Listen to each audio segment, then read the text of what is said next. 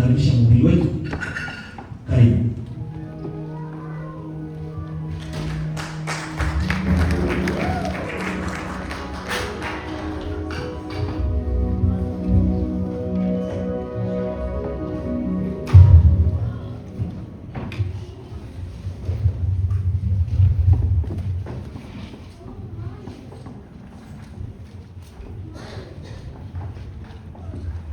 Bwana Yesu asifiwe.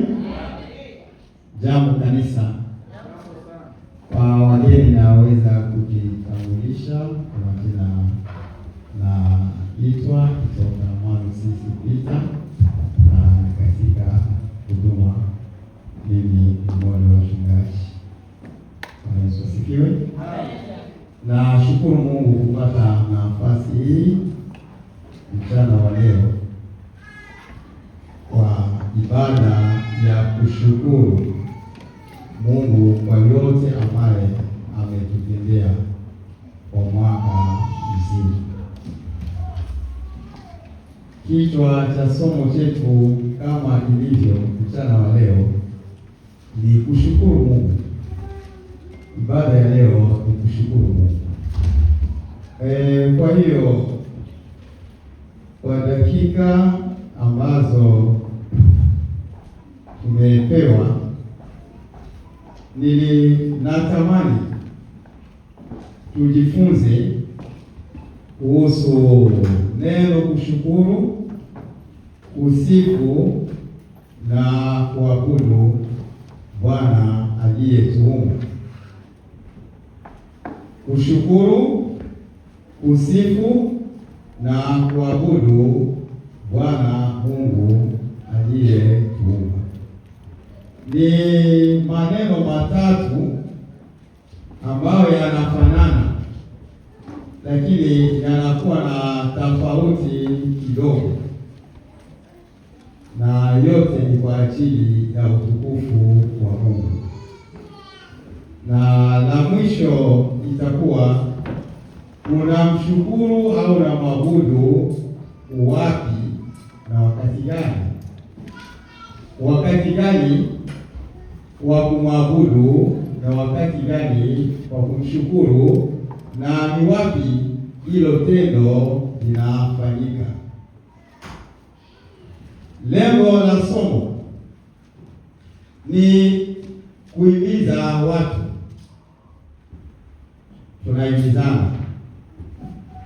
Himizo ni kwa Wakristo wazidi kumwabudu Bwana katika roho na kweli. Kwa wale bado kumpokea Yesu Kristo kuwa Bwana na Mwokozi wa maisha yao, ni wakati mzuri wa kufungua moyo wako na umpokee Yesu Kristo aingie ndani yako, ili na wewe ukapate kumwabudu katika roho na kweli. Ujumbe hii inalenga watu wawili, watu au mtu tayari amempokea Yesu Kristo na mtu bado kumpokea Yesu Kristo katika maisha yake. Hiyo ndio lengo na walengwa wa ujumbe wa leo. Wakristo wazidi kumwabudu Bwana katika roho na kweli. Hiyo tutaisoma labda baadaye katika kitabu cha Yohana sura ya 4 mstari wa 23 na 6. Kama wewe hujapokea, tena nairudia, sababu ndio lengo letu. Hii nafasi na hii wakati ni yako kufungua moyo wako kumpokea Yesu Kristo. Usitoke mahali hapa bila kumpokea Yesu Kristo aingie ndani ya maisha yako, na ndipo utamwabudu katika roho na kweli. Neno la kwanza, kushukuru. Sasa tutajifunza kuhusu kushukuru. La pili, kumsifu. La tatu itakuwa kuabudu Mungu, na lakini ikiwa wakati taturuhusu, wapi na namna gani tunapaswa kumwabudu Mungu. Hayo ndio mambo manne ambayo nimependa tujifunze leo. Kushukuru Mungu. Ni nani anastahili kushukuru? Kushukuru huja kwa kutambua, na kutambua huja kwa kutafakari.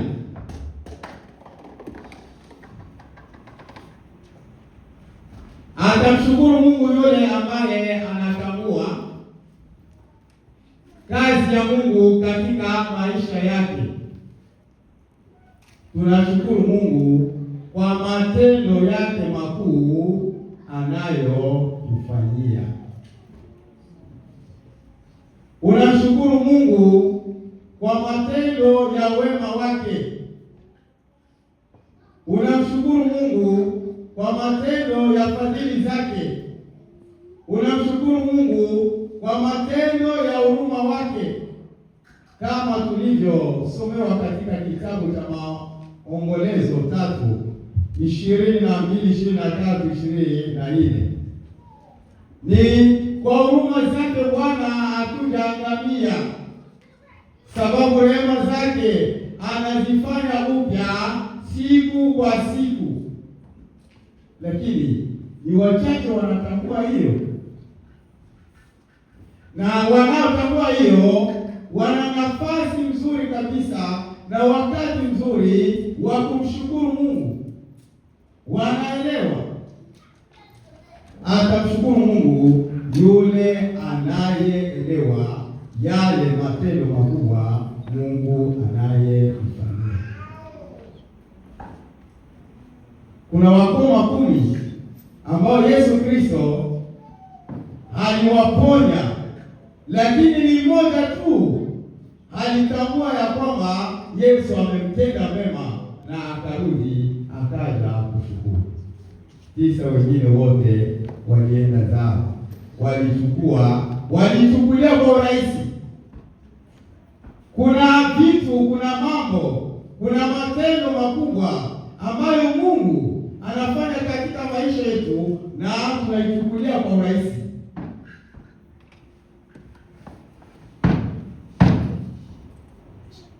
Ndipo maana Daudi kwa Zaburi ya 150 mstari wa 6, mwandishi wa Zaburi akamalizia ya kwamba na kila kiumbe chenye uhai na kikamsifu Mungu. Ni Mungu anapeana uhai kwa kila kiumbe. Chochote kinachopumua, chochote kilicho na uhai ni Mungu anakipea. Kwa hiyo kina sababu nyingi ya kumsifu Mungu. Bwana atukuzwe. Bila kupoteza muda wetu, sababu ni mfupi sana, na nilikuwa naandaa usomi ndefu sana, sababu nilitamani kufundisha kuhusu kushukuru, kusifu na kuabudu. Tutasaidiana kusoma. Tutaanza somo letu katika kitabu cha Zaburi ya 107. Tutaanza mstari wake wa kwanza. Muda haitaturuhusu tuingie kinagaubaga, lakini tutasoma tu. Zaburi ya 107, naanza mstari wake wa kwanza. Zaburi 107 mstari wa kwanza, tunaweza ishia mstari wa 5. Tunasoma katika jina la Bwana wetu Yesu Kristo. Mshukuruni Bwana kwa kuwa ni zake ni za milele. Na waseme hivi waliokombolewa na Bwana, wale waliokomboa na mkono wa mtesi, akawakusanya kutoka nchi zote, mashariki na magharibi, kaskazini na kusini. Walitangatanga jangwani, katika njia ya nyika, hawakuona mji wa kukaa. Waliona njaa, waliona na kiu, nafsi yao ilikuwa ikizimia ndani yao. 6, wakamlilia Bwana katika ziki zao, akawaponya na shida zao. Bwana Yesu asifiwe. Mstari wa kwanza inatuambia tumshukuru Bwana kwani ni mwema. Bwana ni mwema, anatenda mema, anatenda mazuri. Lakini ni wachache wanatambua wema wa Mungu, ni wachache wanatambua kazi nzuri Mungu anayofanya katika maisha yao siku kwa siku. Kwa kuelewa ya kwamba Bwana ni mwema kwa maisha yako, labda ungepata nafasi usikufike hospitalini na uone aina ya watu wanavyohangaika, na baadaye uje ukakae chini na utafakari na uangalie maisha yako na kuhesabu baraka zote anazokutendea, utamsifu Bwana. Ndio maana yule mwimbaji akasema, ukichukuliwa na mashaka yako na kuona kwamba msalaba ni mzito, kaa chini, utafakari na utashangaa kwa rehema zake. Kuna wengi wanakula, lakini kwenda choo inakuwa shida. So kukula chakula na kwenda choo, iwe ndogo iwe kubwa, ni kwa rehema za Mungu. Lakini wewe ambao unakula, unaenda choo, unaona ni kawaida, lakini inagharimu mkono wa Mungu, inagharimu neema ya Mungu, inagharimu fadhili za Mungu. Wewe kupata chakula, uikule vizuri na uende choo vizuri na uwe na afya nzuri. Neno fadhili ni nini? Anaposema fadhili za Mungu, mfadhili kwa lugha ya kawaida, fadhili anaitwa sponsor. Ni mtu anayetimiza mahitaji yako. Una mahitaji zaidi. Wale wanafunzi tuli experience ile wakati wewe unasoma, na kulingana na background zetu ambao tulitokea, unafika wakati unakosa karo, unakosa school fees, na wanakuhimiza tafuta mfadhili, andika hapo na pale upate scholarship, na unapata mtu ambaye atasimama na wewe anakulipia karo. Hakujui, lakini anapata tu taarifa kuna mtu fulani anataka kusoma na yeye angehitaji karo. Na hao wenzetu kwenye huko tunakuja, wao ni wazuri kwa hiyo, lakini sisi Afrika tunashindwa. Huyo mtu anakuwa mfadhili wako, hakujui, ajue mama yako, ajue baba yako, anasema nitasimama na wewe, na anakusomesha. Huyu ni mfadhili wako. So Mungu anafadhili maisha yetu, ni Mungu anafadhili maisha yako.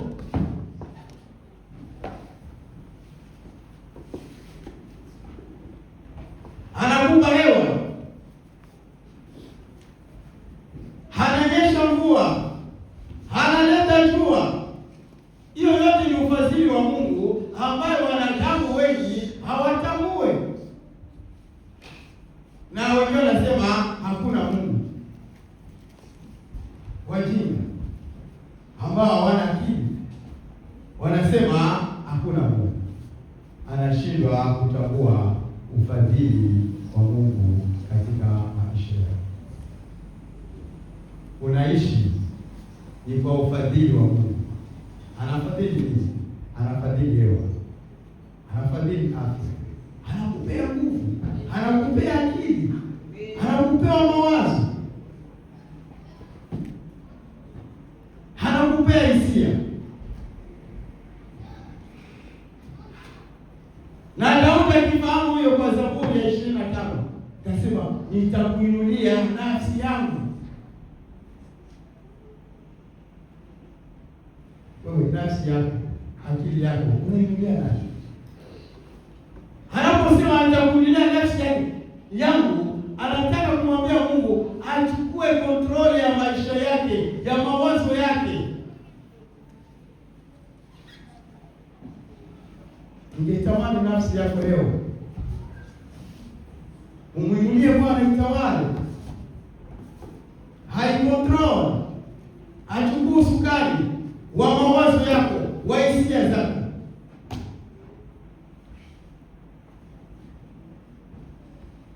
Atakaye msifu Bwana, atakaye mshukuru Bwana ni yule anayeelewa matendo yake makubwa,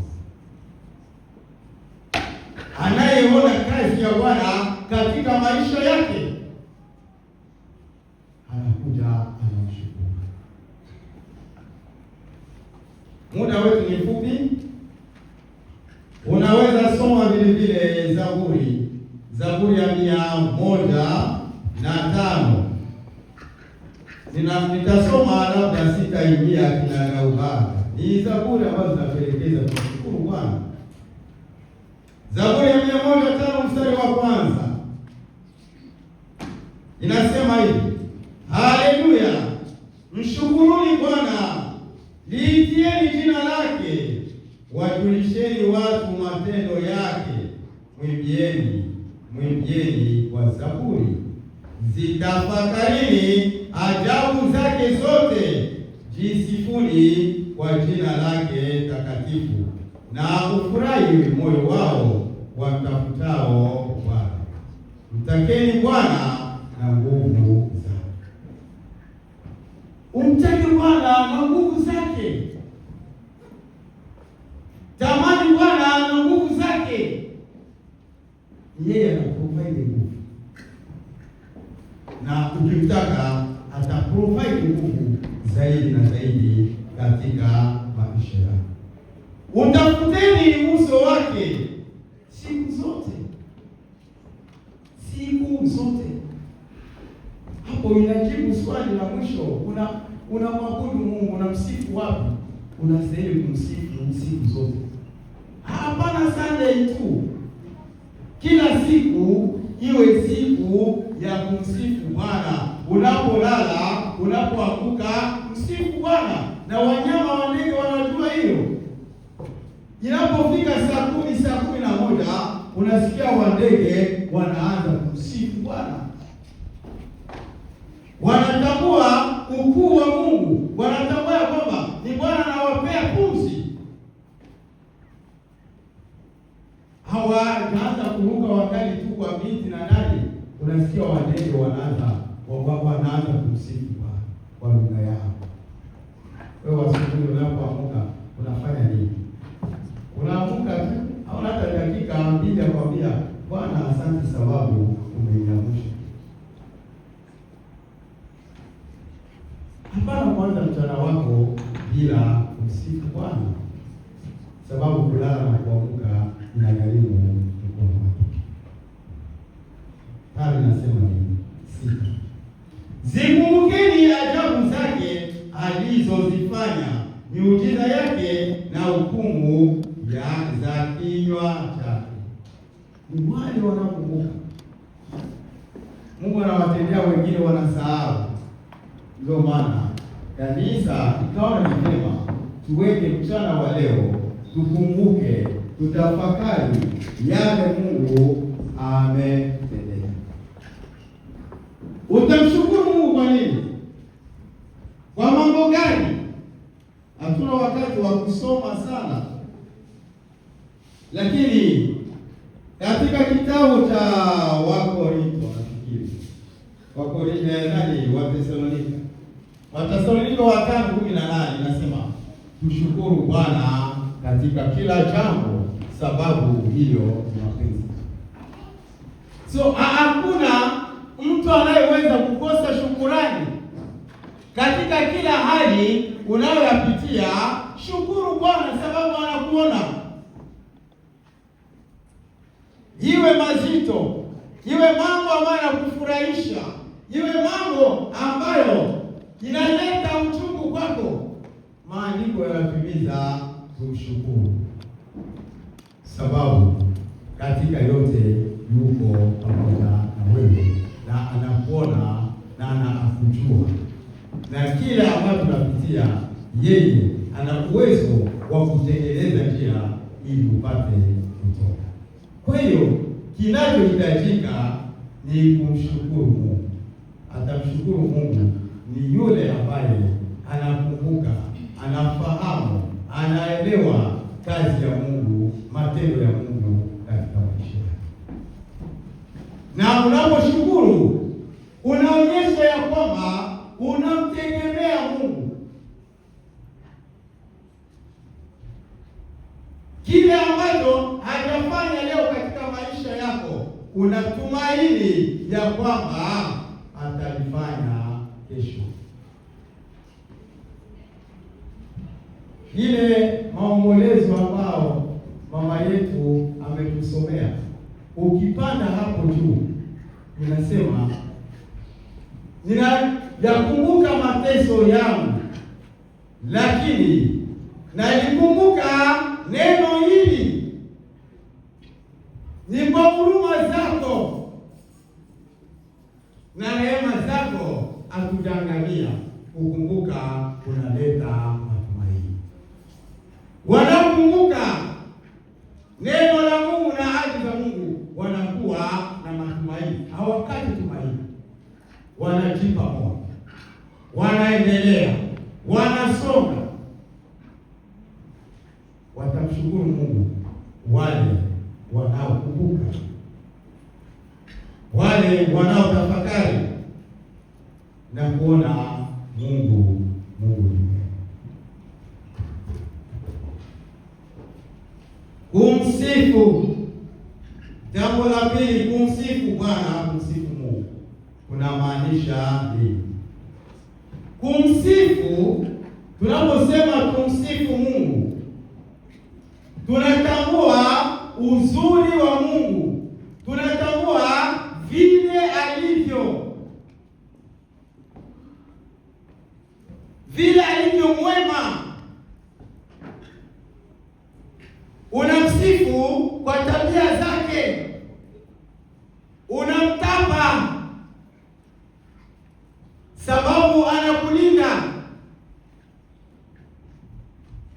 Tunashukuru kwa matendo yake na tunamsifu kwa tabia zake, tunamtapa, unamwangalia, unamtafakari kwa yale anayokutendea. Unaona mtu mzuri kabisa, unaona ukuu wake, unaona uwezo wake, unaona mamlaka yake kwa maisha yake, unaona jinsi alivyo na uwezo wa kuumba. Unatangaza uzuri wake, unatangaza wema wake, unaongea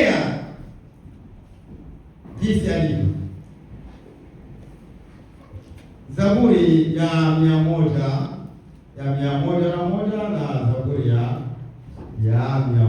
Tuanze na 100.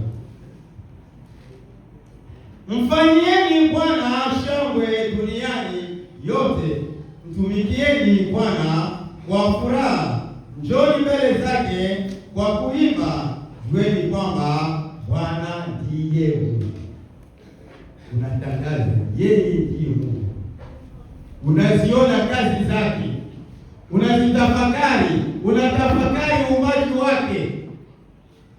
Unapoona bahari, unapoona milima, unapoona wanyama wa aina tofauti, unaona ukuu wa Mungu katika uumbaji wake na unamsifu. Kumsifu ni kumtapa.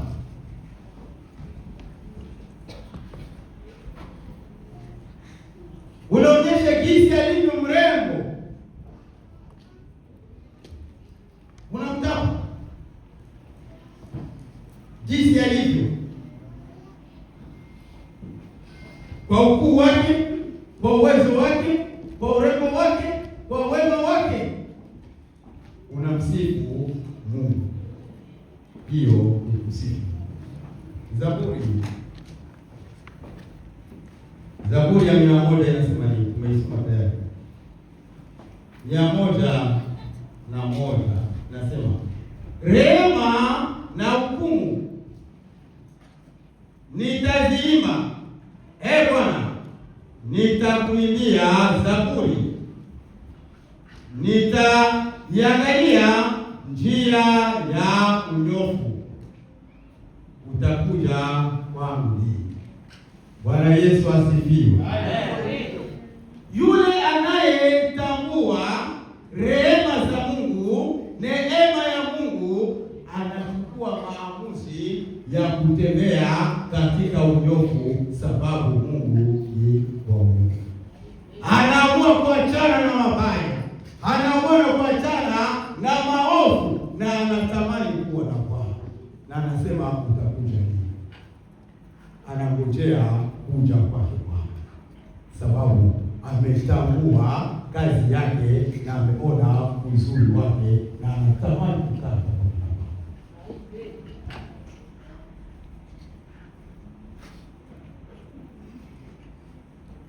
Anamsifu Bwana, anamwelewa, ameona uzuri wake, anasema utakuja lini?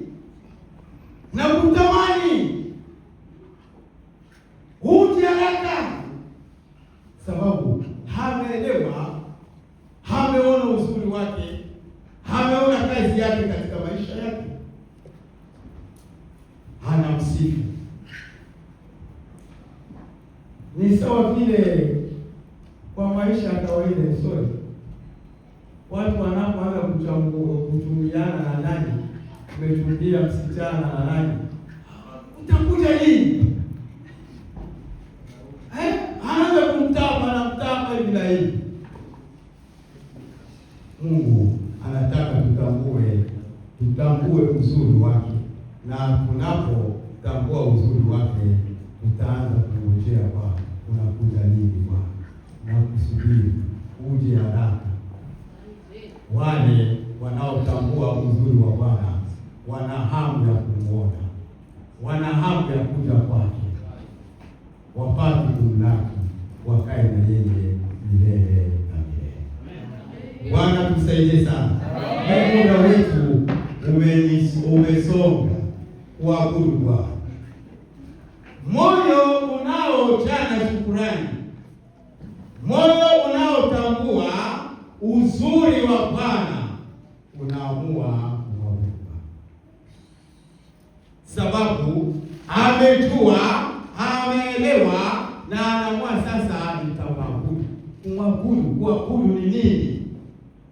Kuabudu ni kusalimu amri. Unatambua mamlaka ya mtu na unasema chini ya miguu yako mimi nitanyenyekea, chini ya mkono wako mimi nitanyenyekea, uniongoze, unielekeze, hakuna mwingine kama wewe. Kuabudu Mungu ni kukubali na kutii sheria zake na amri zake.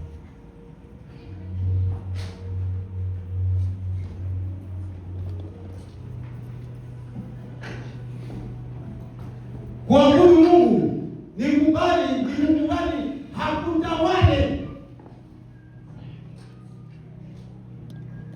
ni kukubali kuenenda chini ya mamlaka yake, ni kukubali chochote anachokuambia, sababu umetambua ukuu wake na unatambua kazi njema anayoifanya katika maisha.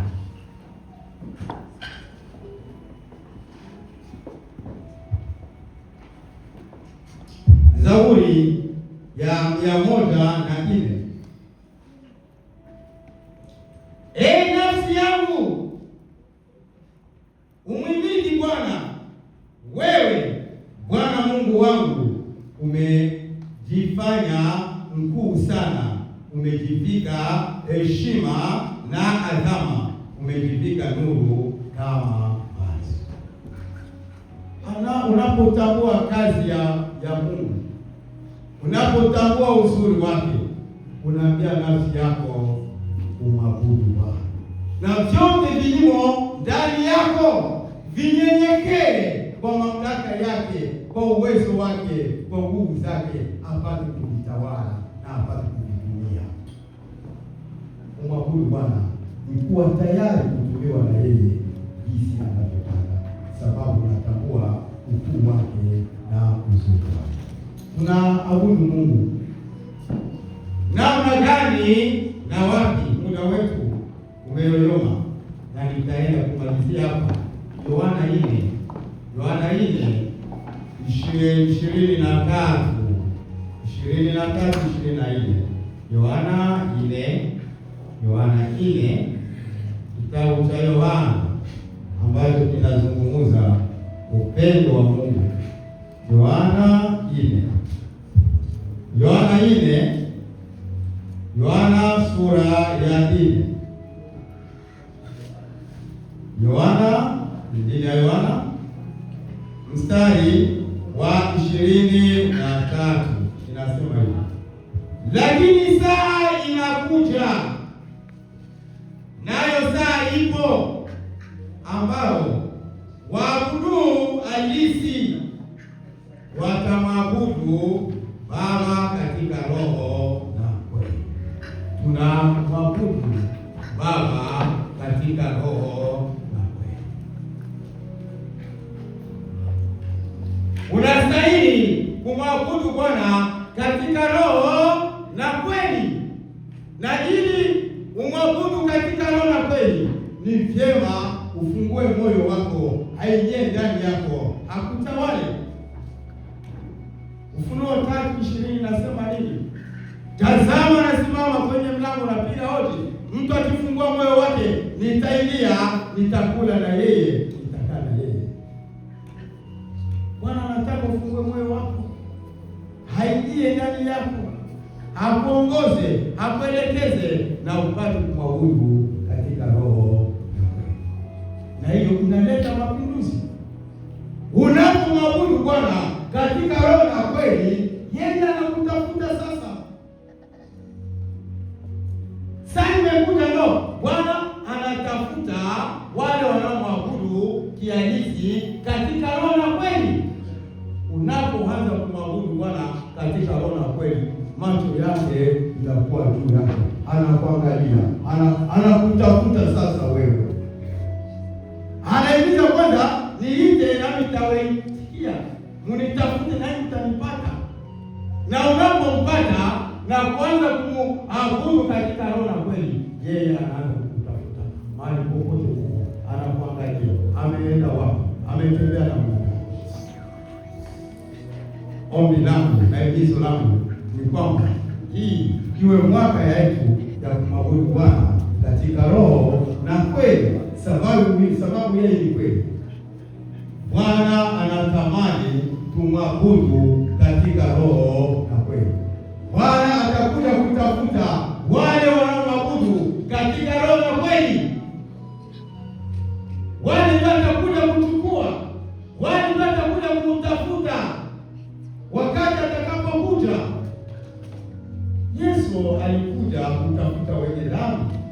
na hiyo ndio Christmas ambao watu walingojea, lakini sasa tunangojea Yesu atakuja kutafuta wale wanao mwabudu katika roho. Unataka kumwabudu Yesu Kristo katika roho na kweli, muda wetu ni mfupi. Hautampokea Yesu Kristo katika maisha yako, unaweza kuinua mkono wako nasi tutaomba pamoja na wewe, na Yesu Kristo ataingia katika maisha yako. Muda wetu ni mfupi, usiseme umefanya haraka.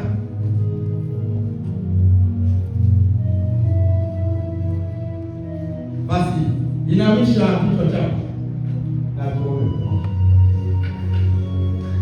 Baba yetu na Mungu wetu, na kushukuru na kuinua kwa dakika hizi ambazo umeniwezesha kuachilia neno lako kwa nafsi za watu wako, ukitamani tukuabudu katika roho na kweli. Wewe ndiye mwenye nguvu, wewe ndiye mwenye uwezo. Tunaomba ukaziachilie nguvu na uwezo wako kwa kila mmoja wetu, ili tupate kuwa na uwezo wa kukuabudu katika roho na kweli, na wakati utakapokuja tukapate kuwa tayari. Na kushukuru na kuinua Mungu, sababu watu ni wako na utatimiza kusudi lako kwa kila mmoja wetu, katika jina la Yesu Kristo aliye Bwana na Mwokozi wetu, twaomba na kuamini.